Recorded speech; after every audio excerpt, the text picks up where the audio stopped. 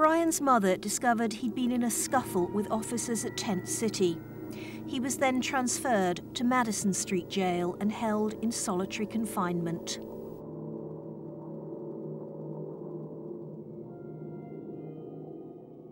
Six days later, the cameras show Brian Crenshaw taken to hospital after he was found unconscious in his cell. But he'd already told a prison doctor he'd been kicked and punched by officers at Tent City. They murdered my son. Mr. Arpaio is responsible. He is the head of this sheriff's department. And yet, he seems to thrive on this cruelty and this mentality that these men are nothing. She smuggled a camera into the hospital. After a month in a coma, Brian Crenshaw died from septicemia. The family is suing. The sheriff insists this was a self-inflicted accident. You say that he fell off a bunk, but the medical evidence says that's not consistent with his injuries. Well, we'll see what the medical record shows. So you still stick by the fact you say he fell off a bunk? Yes, 100%. And we have videos to show that. I'm not going to, once again, I'm not going to get into the details of these cases that are pending. But he told one of your own doctors that he had been severely beaten by prison officers. Well, a lot of people in jail say certain comments that are not true. So if you want to believe a few of these inmates to have their own agenda and so on, so be it. There's now a group, Mothers Against Arpaio, united by their horror stories. Pearl Wilson's son, Philip, was killed by other inmates. Beating them and senseless. She still blames the sheriff, saying his staff allow fights to happen. Owens had a letter from her daughter in jail describing how a girl died from an ectopic pregnancy because no one would call a doctor. The bad stuff is still happening, and nothing is being done. I want a kitchen job. I want a kitchen job. Sheriff Arpaio Put in a good word for me. 6 months. should look into himself and say, do I want to be the toughest sheriff in the United States? Because Arizona is not proud of the things that are going on, believe me. And no one has been brought to justice. No one has been held accountable for his death.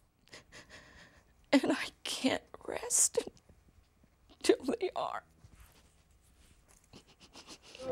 See you later. Have a good day, Joe. Enjoy the sun. It's great. I love this place. I feel very comfortable with myself. I go to sleep every night. It's a tough job that I have. I have full confidence in my officers. And believe me, in the United States of America, we have the greatest criminal justice system that there is. And if this sheriff or my people did anything wrong, believe me, it would be well publicized, and I'm sure action would have been taken. Such confidence doesn't exist in every state. Even where the prison authorities admit there have been fundamental abuses of human rights, reform can be difficult and sometimes even dangerous. Next stop, California, and the state capital, Sacramento.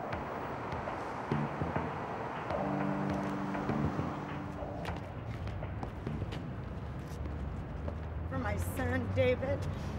A vigil on the steps of the Senate building. My son, Michael?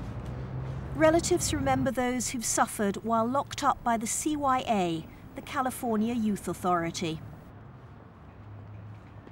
My hope is that every institution that houses these children, yes, they are still children, we shut down. His son, Darrell, and cellmate Dion were found hanging at one of the 8 units run by the CYA. It's the first anniversary of their suicide. Shut it down! Shut it down! Shut it down! Shut it down! Shut it down! Shut it down! Shut it down! 40 miles away, this is the place they want shut down first, Chadurgian, known to everyone as Chad. We have conditions which border essentially on what I would define as torture. The youth system was already in crisis, facing lawsuits over appalling and inhumane treatment. But this was the final straw. In January of last year, 2 staff were caught on camera viciously attacking 2 young inmates.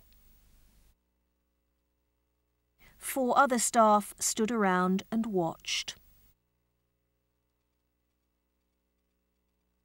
I was appalled, sitting atop them and pummeling them over and over, some, 22, 28 times.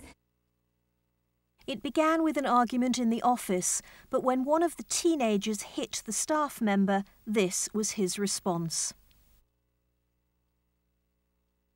He was eventually pulled off, while a colleague aimed a pepper gun at the youth on the floor.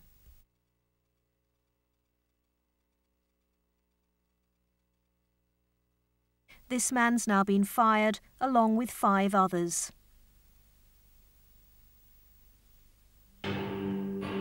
Officially, Chad is a youth facility, although it's a prison in all but name. The Youth Authority has promised reform, but that means demolishing the deeply ingrained culture of so many American prisons, centred not on rehabilitation, but on punishment.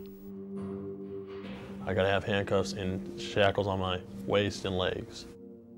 When I go visit with my parents, I gotta wear shackles. My shackles don't come off no time I'm out my room. When I'm in my room, that's the only time my shackles come off. This is supposed to be for violent people, but I never had no violent acts. They said they're doing it for my safety. Sharif Vaughan spent 3 years locked up for burglary. He described one of the draconian rules inside. It's called a feeding position. You got to get on your stomach and you put your hands behind your back and you cross your legs and almost like you're getting hog-tied. You know, and you got to get in that position every time a staff member comes in your room. I hope so.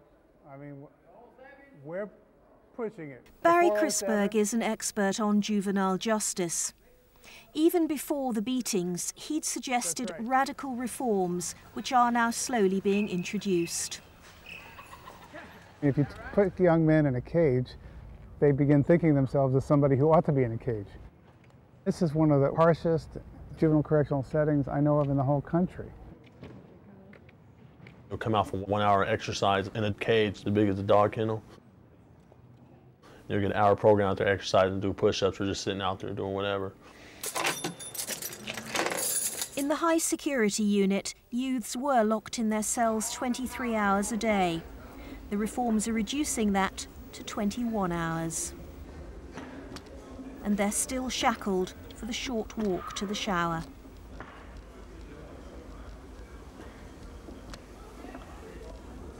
For most of the kids here, gang loyalty is everything. Black versus white versus Hispanic. And until recently, staff did little to break that culture.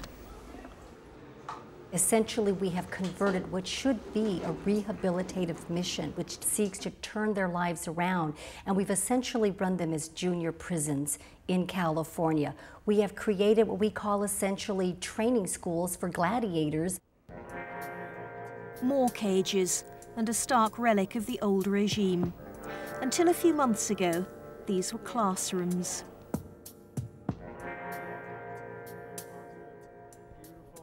They would be moved in shackles, brought in here, and then this is school. This would be a classroom. The teacher would hand books through the slot,